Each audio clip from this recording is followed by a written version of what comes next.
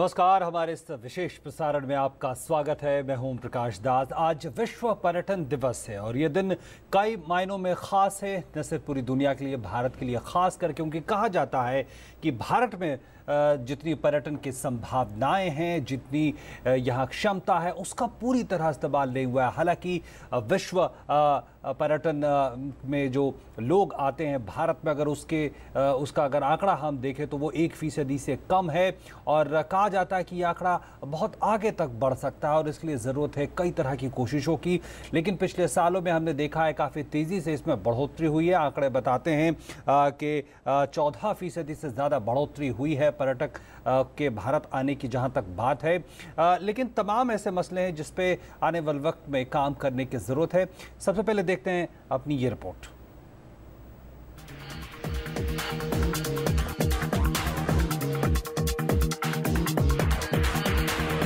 ये देश अतुल्य है, जिसकी तुलना किसी से नहीं की जा सकती।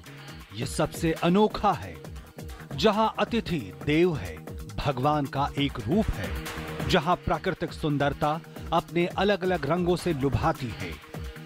लेकिन इसी देश के बारे में बार बार और कई स्तरों पर इस बात को दोहराया गया है कि भारत में पर्यटन की जितनी संभावनाएं हैं, उतना दोहन अब तक नहीं हो पाया है।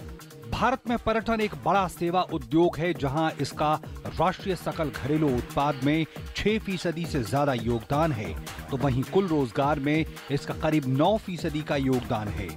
साल 1980 में संयुक्त राष्ट्र संघ ने जब 27 सितंबर को हर साल विश्व पर्यटन दिवस आयोजित करने की शुरुआत की थी, तो मकसद था पर्यटन और उसके सामाजिक, सांस्कृतिक, राजनीतिक और आर्थिक मूल्यों के प्रति विश्व समुदाय को जागरूक करना। पूरी दुनिया में पर्यटकों की गतिविधियां बढ़ी हैं, जो अब 1 अरब के आंकड़े को पार कर गया है और शायद इसीलिए इस साल पर्यटन दिवस की थीम है 1 अरब पर्यटक, 1 अरब संभावनाएं। वहीं भारत में हर साल आमतौर पर 50 लाख विदेशी पर्यटकों का आगमन होता है। आंकड़े बताते हैं कि भारत का पर्यटन उद्योग $100 बिलियन से कहीं ज्यादा का है और उम्मीद की जा रही है कि यह आंकड़ा 2018 तक $275 बिलियन को पार कर जाएगा। हम जहां मेडिकल और स्वास्थ्य पर्यटन के संस्थागत रूप की ओर बढ़ रहे हैं, तो पर्यटकों की सुरक्षा अभी भी एक चिंता का कारण बनी हुई है। सरकार ने पर्यटकों की सुविधा के लिए वीजा ऑन अराइवल और ई वीजा जैसी सुविधाएं दी तो हैं और अब इसका असर भी दिखने लगा है। जनवरी और अगस्त 2015 के दौरान ई पर्यटक वीजा पर करीब 1,70,000 पर्यटकों का आगमन हुआ। आंकड़े उत्साहजनक है, लेकिन अभी कई स्तरों पर काम करना बाकी है, जिसमें बुनियादी सुविधाओं से लेकर उन क्षेत्रों तक आसान पहुंच बनाना है जो अपनी सुंदरता और मनमोहक छटा दुनिया तक पहुंचाने को बेताब है। Bureau report, DD news. तो देखा जाए तो ई वीज़ा की जो सुविधाएं देशों में शुरू हुई हैं, उसकी वजह से पर्यटन में काफ़ी इजाफा हुआ है। निश्चित तौर पर तकनीक की यहाँ पे एक बड़ी भूमिका है। और जैसा कि हमने रिपोर्ट में भी देखा, आज विश्व पर्यटन दिवस और इस बार की थीम रखी गई है 1 अरब पर्यटक, 1 अरब संभावनाएं। कहा जाता है कि पूरी दुनिया में जो पर्यटकों की संख्या वो 1 अरब उससे ज़्यादा है और उतनी ही संभावनाएं भी हैं। और भारत में पर्यटन को आगे बढ़ाने के लिए इस वर्ष कई कार्यक्रमों का आयोजन किया गया और इसी सिलसिले में रविवार को वित्त, सूचना और प्रसारण मंत्री अरुण जेटली ने पर्यटन मंत्रालय के नए मुख्यालय पर्यटन भवन का शिलान्यास किया। इस मौके पर पर्यटन मंत्री डॉक्टर महेश शर्मा और भाजपा सांसद मीनाक्षी लेखी भी उपस्थित रहीं। रविवार को विश्व पर्यटन दिवस के मौके पर वित्त और सूचना एवं प्रसारण मंत्री अरुण जेटली ने पर्यटन मंत्रालय के नए मुख्यालय पर्यटन भवन का शिलान्यास किया। इस मौके पर अरुण जेटली ने कहा कि देश में पर्यटन को बढ़ावा देने के लिए आधारभूत ढांचे को मजबूत करने के साथ ही ऐसी नीति को बढ़ावा देने की जरूरत है जो पर्यटन के अनुकूल हो। टूरिज्म बढ़ाने के लिए क्या आवश्यकता है कि देश के जो हवाई अड्डे हों वो आधुनिक हों। हमने एक नीति बना ली थी कि हवाई अड्डे केवल सरकार चलाएगी। सरकार के पास साधन नहीं है, तो इसलिए पुराने प्रकार के चलेंगे। अब शायद पिछले कुछ वर्षों में उस नीति को हमने बदला है और हवाई अड्डे आधुनिक होने शुरू हुए। अब पिछले कुछ वर्षों से हमने खुली नीति बनाई है और उससे हर प्रकार की एयरलाइन, निजी एयरलाइंस भी सरकारी एयरलाइन भी उसमें योगदान देकर उसको बढ़ा रही हैं, लेकिन अभी भी इसको 5-10 गुना अधिक बढ़ाने की आवश्यकता है। हरित इमारत की तर्ज पर बनने वाला पर्यटन मंत्रालय का मुख्यालय करीब 150 करोड़ रुपए की लागत से 2 साल में बनकर तैयार होगा। इस इमारत में ऊर्जा की खपत के मानक को प्लैटिनम के स्तर पर रखा गया है और इसकी छत पर सोलर पैनल लगाए जाएंगे। सुधीर यादव की रिपोर्ट, डीडी न्यूज, दिल्ली। और हमारे साथ देश भर से हमारे संवाददाता जुड़ रहे हैं। दिल्ली से हमारे साथ हमारे संवाददाता गिरीश निशाना मौजूद है, जो मशहूर दिल्ली हाट के पास मौजूद हैं। इसके अलावा हमारे साथ बिहार से अनुज यादव हमारे साथ जुड़ रहे हैं। सबसे पहले रुख करते हैं गिरीश आपका। गिरीश, जिस तरह से हम जानते हैं कि दिल्ली न सिर्फ राजनीतिक राजधानी है बल्कि इसे देश की सांस्कृतिक राजधानी भी कहा जाता है और बहुत बड़ी संख्या में पर्यटक यहाँ पहुँचते हैं। क्या आपको लगता है कि किस तरह से एक जो बड़ी बात रहती है दिल्ली में, खासकर जो पर्यटक आते हैं, सुरक्षा का एक मसला यहाँ बड़ा रहा है। आपको लगता है पिछले सालों में क्या इसमें बदलाव आया है?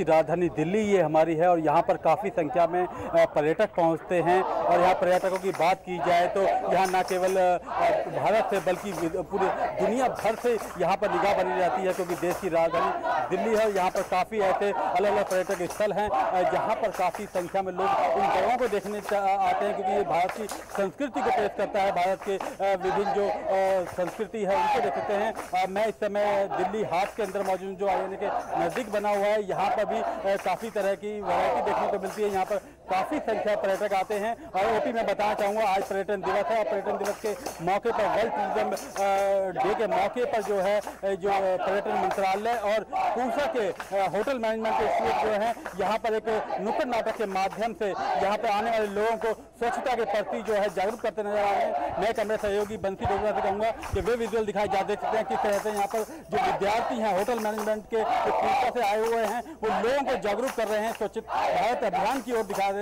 आप देख सकते हैं नाटक के जरिए ये विद्यार्थी अपना नाटक के जरिए कर रहे हैं। जी गिरीश, एक और बड़ी बात ये है कि जिस तरह से पूरी दुनिया से पर्यटक दिल्ली पहुंचते हैं और एक बड़ा ये भी चिंता रहती है कि जो दिल्ली में अलग अलग तरह के स्मारक है वहाँ साफ सफाई और वहाँ पे जो है स्वच्छता हो, तो वो एक निश्चित तौर पर एक बड़ा मुद्दा रहा है। आपको लगता है जिस तरह से स्वच्छता अभियान शुरू हुआ, हमने देखा और उसका असर भी कई स्तरों पे देखा गया, क्या इसका असर पर्यटकों पे भी देखा जा रहा है? कह सकते हैं कि वो भी अब क्या थोड़ा सा अब ज़्यादा दिल्ली को बेहतर महसूस करते हैं, यहाँ पे आना, यहाँ पे स्मारकों पे जाना?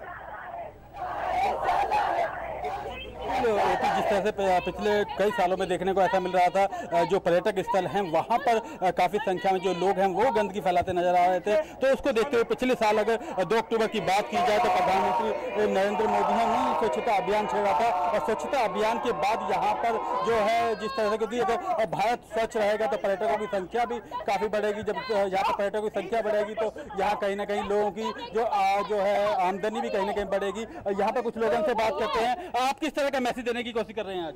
हम चाहते हैं कि जो लोगों का व्यवहार है वो टूरिस्ट की तरफ अच्छा हो, जिससे वो लोग हमारे देश की ख्याति और जगह बढ़े। आप एक पान वाले की भूमिका निभा रहे हैं, तो क्या मैसेज देना चाहेंगे? मैं यही मैसेज देना चाहता हूं कि जो भी पान वाले हैं, जो भी वेंडर्स हैं, उनकी भी पूरी जिम्मेदारी है हमारे टूरिस्ट प्लेसेस को साफ रखने की।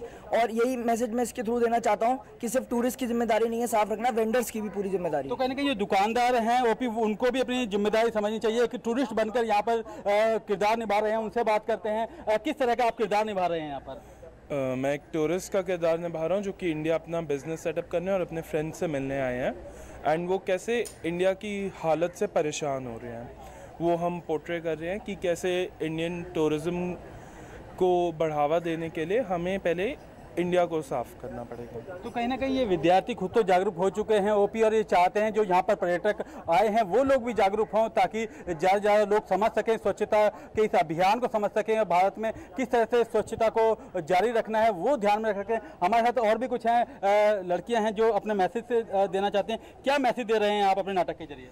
हम अपने नाटक के ज़रिए सफाई का मैसेज दे रहे हैं कि अगर हम अपने आप से शुरू नहीं करेंगे तो ऑन अ होल कभी नहीं हो सकता। हम हमेशा गवर्नमेंट पर डिपेंड नहीं कर सकते, हमें खुद भी इनिशिएटिव लेना बहुत ज़रूरी है। हमें खुद भी इनिशिएटिव लेना होगा। हम खुद इनिशिएटिव नहीं लेंगे तो कभी कुछ नहीं हो सकता। आप इस नाटक में क्या भूमिका निभा रहे हैं? मैं एक प्रेमिका की भूमिका निभा रही हूँ। इसका प्रेमी एक मॉन्यूमेंट पे हमारा नाम लिख रहा है और हमारी जो मॉन्यूमेंट है, जो हमारा हेरिटेज है, वो उसे ख़राब कर रहा है। तो कहीं ना कहीं ऐतिहासिक जो संग्रहालय हैं, जो स्मारक हैं, उनको भी साफ रखने की इस नाटक के जरिए बातचीत की जा रही है। ओपी और भी कुछ लोग बात हैं, उनसे बात करते हैं। क्या कहेंगे, किस तरह का मैसेज है आपका? सर, मैं कहना चाहता हूं कि जैसे हम देश विदेश जाते हैं तो वहाँ की सफाई देख के हमें आश्चर्य होता है कि वाह क्या सफाई है।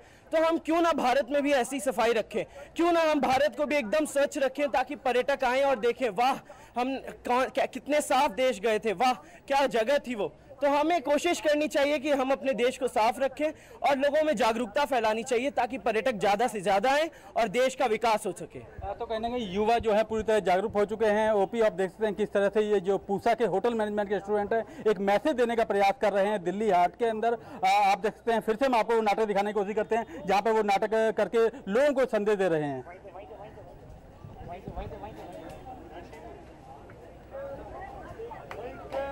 अभी आती है भैया, एक सुट्टा देना। सुट्टा पहले पुराना हिसाब चुकता करो, फिर मिलेगा सुट्टा। अरे भैया, इस बार एक बहुत अच्छा नारा बकरा फंसा है, इस बार दे दो, अगली बार चुका दूंगी आपका हिसाब। तो अच्छा चलो ई लो। तू चीज बड़ी है मस्त मस्त, तू चीज बड़ी है मस्त। चल हट। धक्का ये दे रही है रे। थूक दिया, पब्लिक प्लेस पे थूक दिया। चलो साहब।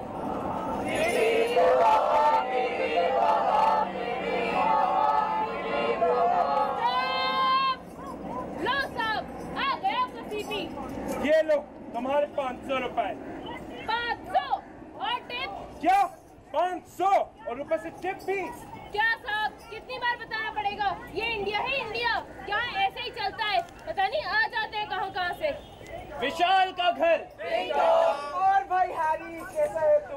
कैसा था तेरा सफर? क्या बताऊं, पहले तो वो टैक्सी ड्राइवर वो बीच सड़क पर गाड़ी रोककर सुट्टा पी रही थी, ऊपर से मुझसे 500 रुपए ले लिए, और फिर एक लोफर वो मेरे पैर पर थूक गया। पैर पर थूक गया? अरे छोड़ यार, ये इंडिया है, यहाँ ऐसा ही होता रहता है। तू फ्रेशन अप हो जा, चाय पीने चलेंगे। चाय की दुकान। छोटू आया साहब। 2 चाय लेके आ। आया साहब। ये लीजिए साहब। इसने ग्लासेस कितने अनहाइजीनिकली पकड़े हुए हैं। गंदा ग्लास, गंदा पानी, बीमारियों की यही निशानी। अरे छोटू, तेरे को कितनी बार समझाया, ग्लास में उंगली मत डाला कर, ग्लास नीचे से पकड़ा कर। सॉरी भाऊ, अगली बार होगा। नहीं भाऊ। अरे छोड़ यार, कहीं और चलते हैं। स्वच्छ भारत, स्वच्छ भारत। अरे भाई, तेरी शर्ट तो बढ़िया लग रही है। भाई सेलेक्ट सिटी वॉक से लिया, सेलेक्ट सिटी वॉक से। तेरा फोन भी बढ़िया लग रहा है। ये तो अभी गफ्फा से उठा लिया था। ये जगह कितनी गंदी लग रही है, चल कहीं और चलते हैं। ए साहिब, ये क्या करता है?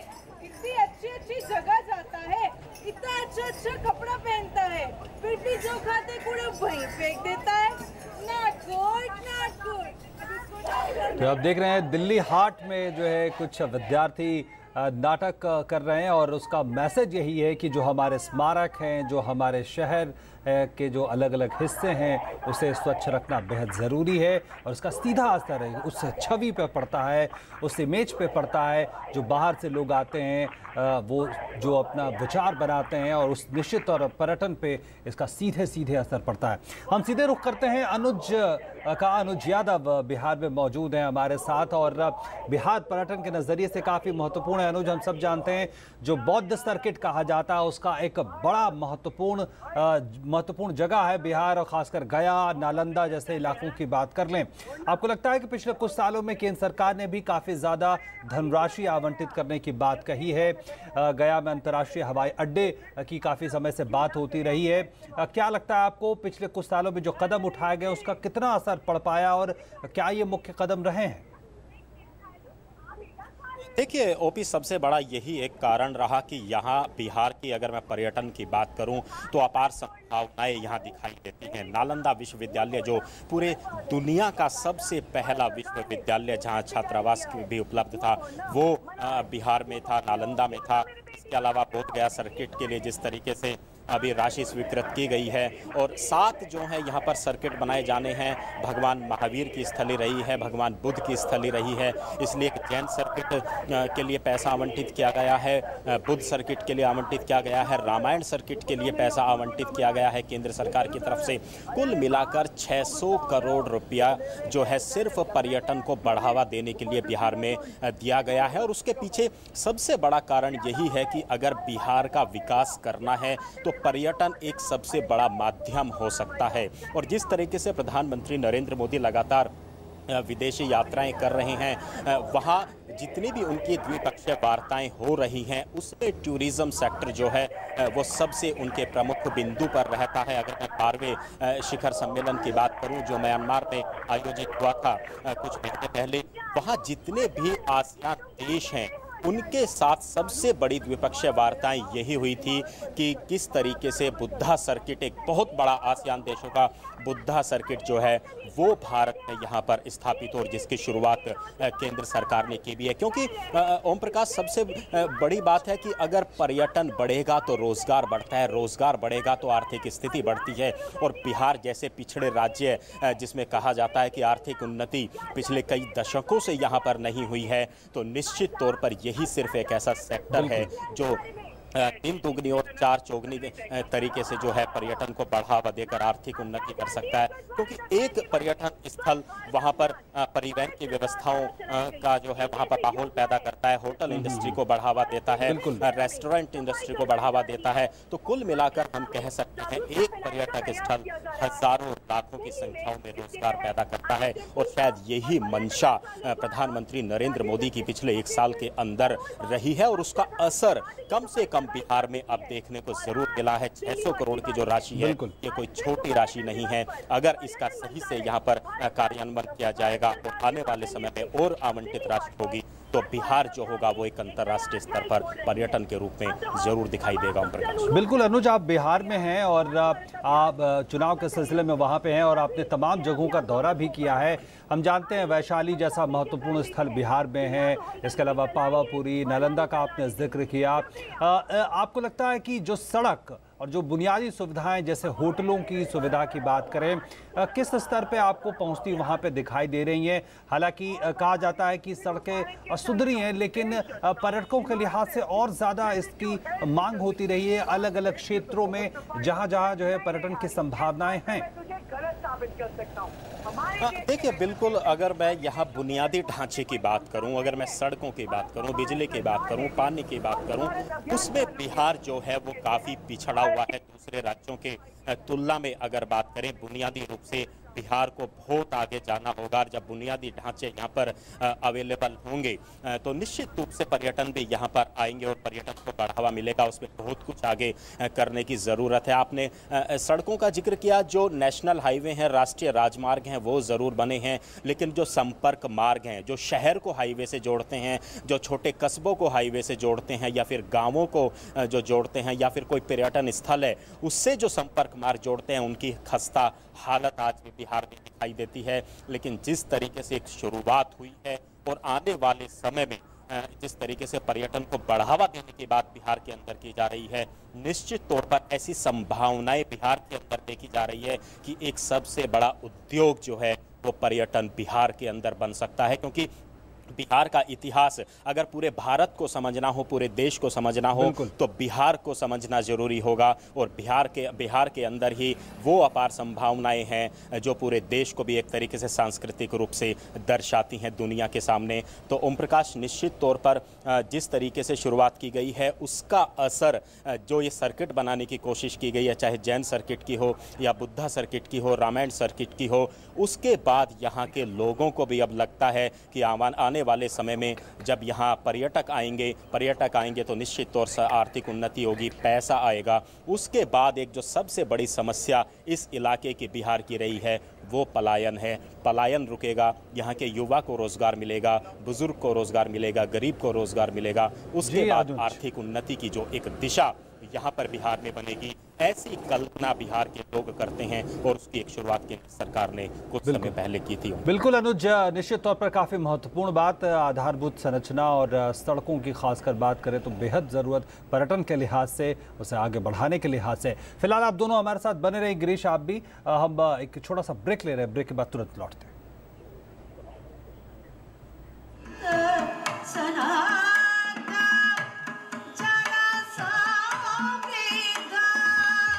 जापानीज़ लैंग्वेज है वो भी संस्कृत पे बेस्ड है।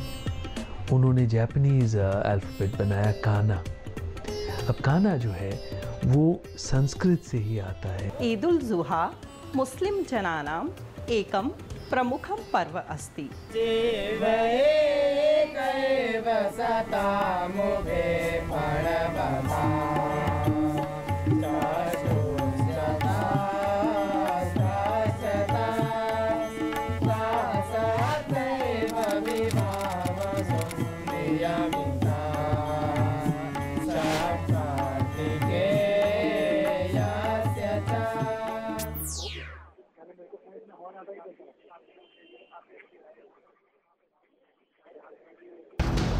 बिहार के महासंग्राम में क्या हैं जनता के मुद्दे, नेताओं और पार्टियों के नारों और वादों की क्या है हकीकत, क्या है 6.5 करोड़ वोटरों के मन में, 243 सीटों पर क्या होगा उनका फैसला। जनादेश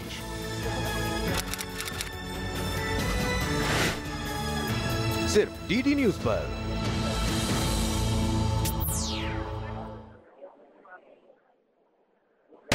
Now the national news channel of India, live on your mobile phone. Get the news on the go. Watch top videos, get the latest news and continuous news on your mobile phone. Download DD News app now. Visit the Android Play Store, search for DD News, download the app to your phone. Get the power of information at your fingertips. DD News. Only news, complete news.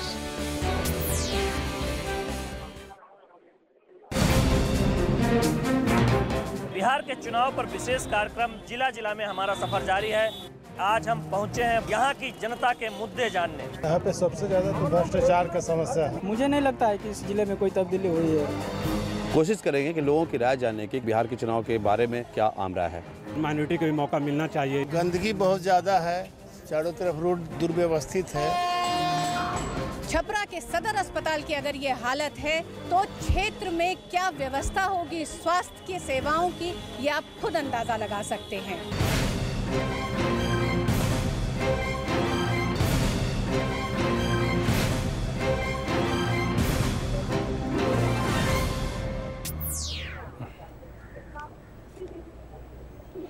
Break के बाद एक बार फिर से आपका स्वागत। आप देख रहे हैं हमारा खास कार्यक्रम विश्व पर्यटन दिवस पे, और आज विश्व पर्यटन दिवस पे हम जायजा ले रहे हैं कि आखिर भारत की पर्यटन व्यवस्था, भारत का पर्यटन जो पूरा परिदृश्य वो किस तरह का है। और आंकड़े ये बताते हैं कि जो पूरे दुनिया से जो पर्यटक आते जाते एक दूसरे देशों में, उसमें भारत की भागीदारी करीब 0.68% है, जो 1% से कम है। और सरकार ने लक्ष्य रखा है कि ये आंकड़ा 2020 तक 1% हो जाए, यानी पूरी दुनिया में जितने पर्यटन आते जाते हैं एक दूसरे देशों में, उसमें 1% पर्यटक भारत में आए। और इसके अलावा ये भी अब ये कहा जा रहा है कि जिस तरह का राजस्व पर्यटन से मिलता है, जो पिछले साल का आंकड़ा है उसमें बताया जा रहा है कि 14.5% की वृद्धि हुई है। और ये आंकड़ा कहा जा रहा है कि 2018 तक $275 बिलियन तक पहुंच सकती है। तो अपार संभावनाएं हैं, जिसमें रोजगार से लेके तमाम दूसरे क्षेत्रों को बल मिलता है। और हम अपने संवाददाताओं से बात कर रहे हैं। हमारे साथ हम रुख करेंगे मुंबई का, जहां हमारी संवाददाता श्यामा हमारे साथ मौजूद हैं। श्यामा, मुंबई पर्यटकों के लिए हमेशा से काफ़ी आकर्षक स्थल रहा है। हम जानते हैं तमाम वहां पे जो है, अगर हम पुराने जगहों की बात कर लें, मुंबई खुद अपने आप में एक आकर्षण का केंद्र रहा है। कैसे देखते हैं पिछले सालों में किस तरह का पर्यटकों का मिजाज बदला है वहां आने का, किस तरह से वहां पे सुविधाएं बढ़ी हैं, कैसे इसे आप देखेंगे?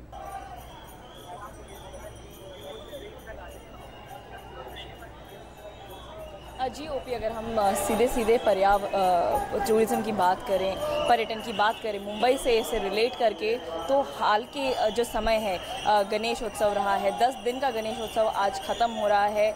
आपको मैं तस्वीरें दिखाना चाहूँगी पीछे, हालांकि अभी कोई आ नहीं रहा है, लेकिन इन 10 दिनों के लिए बहुत सारे जगहों से, पूरे महाराष्ट्र से, पूरे देश से और कई ऐसे पर्यटक हैं जो विदेशों से भी आते हैं सिर्फ 10 दिन के गणेशोत्सव का, गणेश का ब्लेसिंग्स लेने के लिए। तो ये 10 दिन का जो कार्यक्रम है वो खूब अच्छे से चलता है। साथ ही महाराष्ट्र में नासिक की बात करें, त्र्यंबकेश्वर की बात करें, तो वहाँ पर भी अभी महाकुंभ का शाही स्नान, सारा शाही स्नान अभी समाप्त हुआ है। तो शाही स्नान के लिए भी बहुत सारे जगहों से लोग आए हुए हैं। हमने देवेंद्र फडणवीस जो हमारे महाराष्ट्र के मुख्यमंत्री हैं, उनके ट्वीट से पढ़ा था कि 2 करोड़ से ज़्यादा लोग आए हुए थे पूरे महाकुंभ के लिए। तो जाहिर सी बात है महाराष्ट्र ने, मुंबई ने अपनी पकड़ जो है पर्यटन के मापदंड से अगर देखें तो अभी भी बहुत अच्छी तरह से पकड़ के रखी हुई है। अभी भी उसमें बहुत क्षमता है, मुंबई में क्षमता है कि बहुत सारे पर्यटकों को अभी भी आकर्षित कर सके, लुभा सके। तो आज का जो पूरा दिन रहेगा वो गणेशोत्सव के विसर्जन के लिए जाएगा। तो उसके लिए भी कई जगहों से लोग आते हैं, खासकर इसलिए कि जो फ़ोटो शूटिंग होता है उसके लिए भी लोग आते हैं।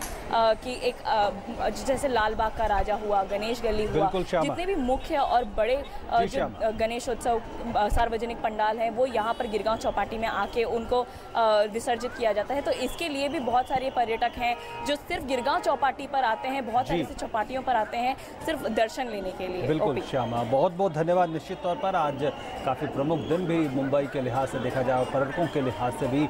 और हमारे साथ स्टूडियो में जुड़ रहे हैं पर्यटन मंत्री डॉक्टर महेश शर्मा जी, बहुत बहुत स्वागत है आपका। मैं काफ़ी इस बात पे चर्चा थी कि आज के दिन कई महत्वपूर्ण घोषणाएं और ख़ासकर चिकित्सा और स्वास्थ्य पर्यटन बोर्ड के बारे में क्या उसकी घोषणा हो गई है और क्या क्या प्रमुख बुंदी हमें बताना चाहेंगे उसके बारे में? पर्यटन के महत्व को समझते हुए सिर्फ एक एम्प्लॉयमेंट जनरेटर नहीं और सिर्फ कुछ लोगों का एक क्षेत्र से दूसरे क्षेत्र या देश के कोनों या विश्व के कोनों से आना जाना नहीं, पर्यटन को एम्प्लॉयमेंट जनरेशन, विमेन एम्पावरमेंट का एक बहुत महत्वपूर्ण इंजन समझते हुए और उसकी अपार संभावनाएं हर फील्ड की हमारे देश में हैं, जिसमें ख़ास तौर पर जो medical and wellness tourism board है, आज उसकी घोषणा की गई है। 2 करोड़ रुपए के कॉर्पस फंड से आज इसके साथ इसकी घोषणा की गई है। अभी तक मेडिकल टूरिज़्म या वेलनेस टूरिज़्म अनऑर्गेनाइज्ड वे में चल रहा है। लोग अपने अपने संस्थानों के माध्यम से, प्राइवेट के संस्थानों के माध्यम से मेडिकल टूरिज्म कर रहे हैं। अब ज़रूरत है कि भारत सरकार की तरफ से एक संगठित प्रयास की, और जिसमें सरकार का रोल सिर्फ इतना होगा कि उन्हें एक प्लेटफॉर्म प्रोवाइड किया जाएगा जिसके माध्यम से सभी लोग, इस पेशे से जुड़े हुए लोग एकत्रित होकर मेडिकल और वेलनेस टूरिज्म को इस्तेमाल कर सकें एक टूल के रूप में। केरला जैसी जगह जहां पर 4 अंतर्राष्ट्रीय हवाई अड्डे हैं, बिल्कुल, और वेलनेस टूरिज्म का एक बहुत बड़ा हब है। आज अगर हमारे लोग नेशनल हेल्थ स्कीम यूके से अगर विड्रॉ कर लें तो 48 घंटे में उनकी चिकित्सा सेवाएं ठप हो जाएंगी। ऑस्ट्रेलिया जैसे देश, अमेरिका जैसे देश में बहुत बड़ी संख्या के अंदर डॉक्टरों का, बहुत बड़ी संख्या में नर्सेज का, पैरामेडिकल लोगों का वहाँ पर रहना है। तो क्यों ना हम अपने उस पोटेंशियल को स्वयं इस्तेमाल करें, जबकि हमारे पास सुविधा है कि आज अगर हम एक हार्ट बाईपास सर्जरी कराना चाहते हैं, लंदन में, यूरोप में हो सकता है आपको अपना नी ट्रांसप्लांट कराने के लिए हो सकता है 3 महीने का समय लगे मिले। आज अगर हम चाहते हैं तो आपको 24 घंटे में ये सुविधा उपलब्ध हो सकती है। मैं समझता हूँ ये हमारी बहुत बड़ी ताकत है। अच्छी मैन पावर हमारे पास है, डॉक्टर्स हमारे पास है, वर्ल्ड क्लास इंफ्रास्ट्रक्चर हॉस्पिटलों के माध्यम से हमारे पास है, और सबसे बड़ी बात यह है वेटिंग टाइम नहीं है।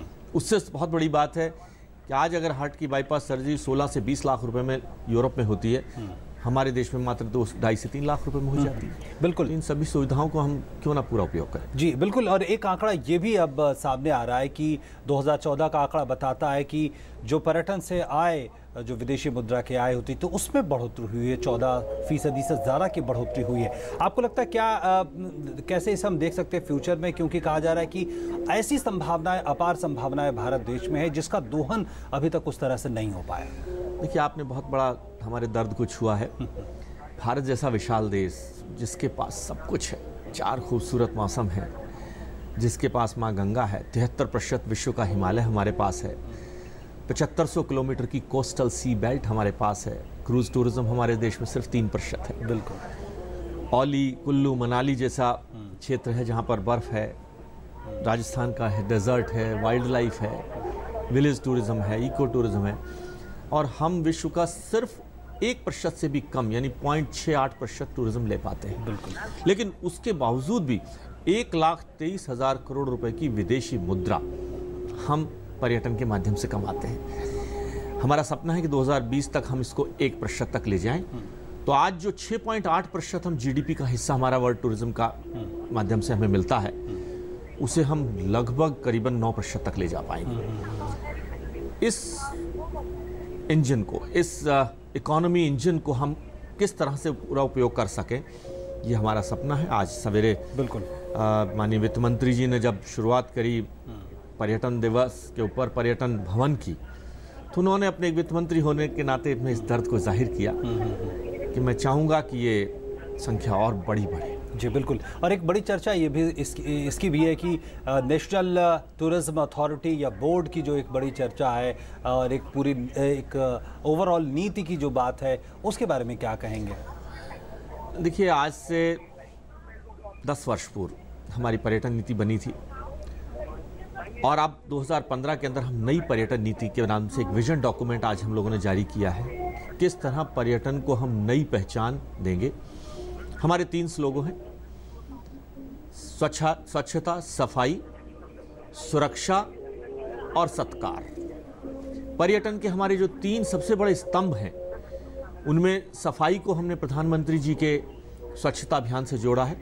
हमारे 25 मॉन्यूमेंट्स पहले चरण में हमने लिए जो सबसे ज़्यादा विजिटेड साइट्स हैं, उन विजिटेड साइट्स को हम साफ रखें, और वो मकसद हमारा करीबन 80% पूरा हो चुका है। अब अगले चरण में हम और 50 ऐसे पर्यटक स्थल लेंगे। दूसरा है सुरक्षा। सुरक्षा खासतौर पर परसेप्शन उसका, एक घटना कोई हमारे देश में अगर खासतौर पर महिला और विदेशी पर्यटक के साथ या किसी के साथ हो जाती है, पर्यटन की दृष्टि से हम सालों पीछे चले जाते हैं। हम लोगों ने शुरुआत की है एक हेल्पलाइन 1363, अभी 2 भाषाओं में है। बाद में हमारा प्रयास है कि हम इसको 12 भाषाओं में, विदेशी भाषाओं में, यानी जापान का टूरिस्ट, रशिया का टूरिस्ट को अगर कहीं दिक्कत होती है तो उसे उस भाषा में जवाब मिलेगा। ये हमारी सोच है। सत्कार के मामले में हम भारत के लोग पहले ही माने जाते हैं। हॉस्पिटैलिटी हमारी ताकत है। भारत के लोगों का स्वीकार, अतिथि देवो भव, कि मेहमान को हम भगवान के बराबर का सम्मान देते हैं। बिल्कुल। इन सब चीज़ों को अगर हम साथ लेंगे तो मैं समझता हूँ कि बहुत बड़ी ताकत बनकर हम। बिल्कुल। इस सुरक्षा और इस नज़रिए से काफ़ी बड़ी बात होती रही। आपने परसेप्शन की बात कही। आपको लगता है कि इसका बहुत बड़ा संबंध राज्यों के लॉ एंड ऑर्डर से भी है, और यहाँ मामला जाके थोड़ा सा जो है गंभीर हो जाता है? कैसे इसे आप देखेंगे, क्योंकि एक बहुत बड़ा कदम होगा? देखिए, ये आपकी बात सही है कि टूरिज्म और सुरक्षा दोनों ही प्रदेश का विषय है, लेकिन हम सिर्फ इतना कहकर अपनी जिम्मेदारी से नहीं बच सकते। हमें देखना होगा कि हम किस तरह से पर्यटन को सुरक्षित कर सकें, पर्यटन को किस तरह से स्वच्छ रख सकें, और यही हमारा तरीका है कि हम किस तरह से प्रदेशों का भी सहयोग लेकर, और प्रदेशों से सहयोग मिल भी रहा है। हम लोगों ने पर्यटक मित्र नाम की एक योजना शुरू करी है कि पर्यटन मित्र को हम साथ लेकर किस तरह से आगे चल सकते हैं। टूरिस्ट पुलिस के नाम से भी हम लोगों ने, जहां प्रदेशों से हमें सहयोग नहीं मिल पा रहा कुछ जगह पर, हम लोगों ने मंत्रालय की तरफ से भी पर्यटन के क्षेत्र के अंदर पर्यटक मित्र और टूरिस्ट पुलिस के माध्यम से आगरा जैसी जगह में एक वहाँ की बहुत बड़ी कल्चर है कि लपका कल्चर जिसे हम कहते हैं, कि खास तौर पर पर्यटक आया, महिला पर्यटक, विदेशी पर्यटक, उसके आसपास बिल्कुल अपना सामान बेचने वाले लोग, कोई होटल की मार्केटिंग कर रहा होता है, जी, जी। वो आसपास उसे घेर लेते हैं, बिल्कुल, जिससे एक असहज स्थिति पैदा हो जाती है। असहज स्थिति, ऐसी घटना ना हो, और ख़ास तौर पर विदेशी पर्यटकों के सामने हम अपने एक नई छवि छोड़े। उसके माध्यम से आपने देखा होगा, अभी आमिर खान जी के साथ हम लोगों ने 3 विज्ञापन हम लोग आए हैं, जिसमें बताया कि हम किस तरह से एक विदेशी पर्यटक को हम मेहमान के रूप में, देव के रूप में हम अगर पूजा उसकी कर सकते। बिल्कुल, और एक संदेश यहाँ के लोगों के लिए भी शायद था, चाहे यहाँ का ऑटो वाला हो, चाहे यहाँ का होटल वाला हो, उनको उन पे कितनी बड़ी जिम्मेवारी है। एक अवेयरनेस कैंपेन शायद उस लिए भी चल रही है। आपको लगता है कितना ये जरूरी है? आपने बिल्कुल कहा। देखिए, पर्यटन लोग समझते थे कि शायद ये बड़े लोगों का होटल के कमरे में रहना यही पर्यटन है। इस पर्यटन में सफाई करने वाला, इस पर्यटन में रिक्शा वाला, ऊंट या हाथी की सवारी कराकर पर्यटन को घुमाने वाला, नाव के अंदर एक मल्लाह, waiter, tourist guide, taxi driver, सब लोग जुड़े। जब तक हम उस पूरी कड़ी को ठीक नहीं कर लेंगे, तब तक उस पर्यटक को जो हम देना चाहते हैं वह नहीं दे पाएंगे। तो मैं समझता हूं कि हम बहुत बड़े वर्ग को, उस सबको ट्रेन करना पड़ेगा स्किल डेवलपमेंट के माध्यम से, कि आज हमारे टूरिस्ट गाइड क्या सूचना दे रहे हैं, वह हमारे लिए बहुत ज़रूरी है। और ट्रेंड एंड टूरिस्ट गाइड के माध्यम से, स्किल्ड मैन पावर के माध्यम से, आज हमारे ढाबे में काम करने वाला आदमी अगर विदेशी पर्यटक 200-300 किलोमीटर गाड़ी ड्राइव में जा रहा है और पर्यटक को अगर हम रास्ते में ढाबे की सुविधाएं नहीं दे पाए, बिल्कुल, तो मैं समझता हूं कि हमें सभी को चीज़ें ठीक करनी होंगी और हम प्रयास कर भी रहे हैं। बिल्कुल, और उसमें सफलता भी मिल रही है। एक बड़ा मुद्दा और ढांचागत सुविधाओं की बात आती है। हम जानते, आपने कहा कि केरल में 3 अंतर्राष्ट्रीय हवाई अड्डे हैं, लेकिन कई ऐसे राज्य हैं, बिहार का अगर हम उदाहरण ले लें तो वहाँ पे उस स्तर के हवाई अड्डों की कमी है और कहा जाता है कि ऐसे राज्य हैं जहाँ बहुत पोटेंशियल है। देखिए, बात सही है कि आज़ादी के बाद से पर्यटन के महत्व को हम लोगों ने उतना नहीं पहचाना जितना होना चाहिए था। ये हमारा दर्द है और इस दर्द को हम ठीक करने के लिए प्रधानमंत्री जी ने पर्यटन के महत्व को समझा है। और मैं समझूंगा कि हो सकता है कोई उन पर एनआरआई प्राइम मिनिस्टर होने का इल्ज़ाम लगा रहा हो, कोई कुछ और कह रहा हो, लेकिन मैं समझता हूँ पर्यटन की दृष्टि से हमारे देश के सबसे बड़े राजदूत, एम्बेसडर बनकर प्रधानमंत्री जी विश्व के पटल पर ले जा रहे हैं। आज हम भारत का, भारतवासियों का, भारत के लोगों का, भारतीयता का बिल्कुल सम्मान विश्व पटल पर उन ऊंचाइयों पर है। मेरा आखिरी सवाल यही रहेगा कि इसी से जुड़ा हुआ कि आज जब एक भारत की छवि एक विकासशील देश से आगे बढ़ रही है, आपको लगता है कि पूरी दुनिया में जिस तरह से छवि बन रही है उसका असर पर्यटन पे भी सीधे सीधे पड़ रहा है? क्या कुछ ऐसा हम कह सकते हैं? मैं समझता हूँ उसका सबसे बड़ा असर अगर पढ़ना है तो पर्यटन पर पढ़ना है। देखिए, पर्यटन इज बाय परसेप्शन। जब विश्व के कोने में बैठा व्यक्ति अगर पर्यटन की दृष्टि से कहीं जाना चाहता है तो पहले परसेप्शन अपना मन बनाता है, मुझे कहाँ जाना चाहिए, कौन सा साफ देश है, कौन सा सुरक्षित देश है। तो कई तरह के इंडेक्स और कई तरह के सूचकांक भी हैं जो इस बात को मदद करते हैं। आप हमें बधाई दे सकते हैं कि वर्ल्ड इकोनॉमिक फोरम स्विट्जरलैंड ने, जहां हम 65वें स्थान पर थे, 13 अंकों का एक साथ जंप कर 52वें स्थान पर हम आ गए। ये हमारी बहुत बड़ी ताकत बनी। बिल्कुल। तो महेश जी, बहुत बहुत धन्यवाद हमारे साथ स्टूडियो में आने के लिए और आज के दिन इस चर्चा की बेहद ज़रूरत थी। बहुत बहुत धन्यवाद इन तमाम मसलों पे बात करने के लिए। तो हमारे साथ थे पर्यटन राज्य मंत्री स्वतंत्र प्रभार डॉक्टर महेश शर्मा जी, और इसी के साथ हमारे इस विशेष प्रसारण में इतना ही। दीजिए इजाज़त। नमस्कार।